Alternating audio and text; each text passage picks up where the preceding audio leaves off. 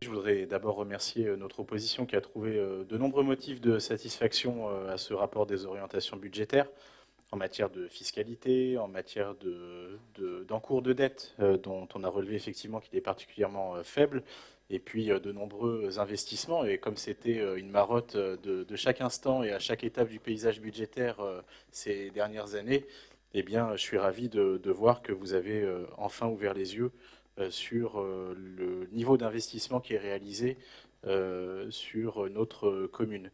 Et effectivement, pour reprendre dans le détail sur la fiscalité notamment, c'est la Chambre régionale des comptes qui, dans son rapport, nous disait que les ressources fiscales de la ville s'élèvent à 42,7% des produits de fonctionnement et se situent en deçà de la moyenne nationale qui est de 45,6%. Et donc, je suis entièrement d'accord avec notre opposition. Nous avons une politique fiscale particulièrement raisonnable.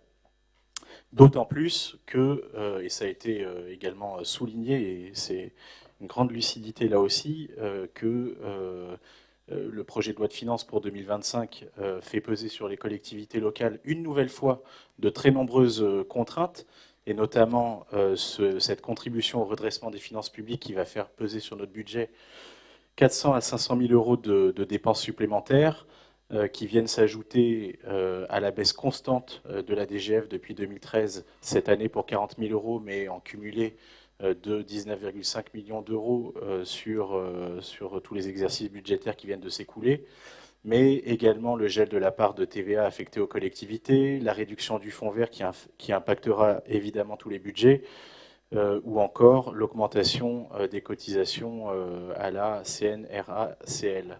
Voilà, donc toutes ces contraintes, évidemment, elles sont très importantes sur le budget qui est à venir et que nous aurons à voter dans quelques semaines. Et malgré ça, je vous rejoins, nous avons maintenu les taux de fiscalité locale et c'est très bien ainsi.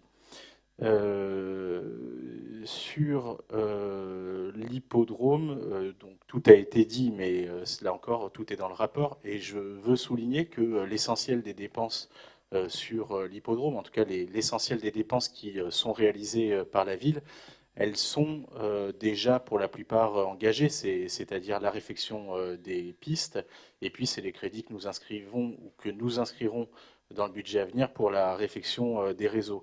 Et donc le reste regarde des investisseurs privés, mais pour ce qui relève de l'argent public, l'essentiel des dépenses a d'ores et déjà été engagé ou est sur le point de l'être dans le budget à venir. Et donc il n'y a pas de surprise à venir sur les exercices budgétaires suivants. Tout est là. Voilà, à peu près ce que je voulais vous dire sur ce rapport. Merci. Bon, écoutez, nous prenons acte.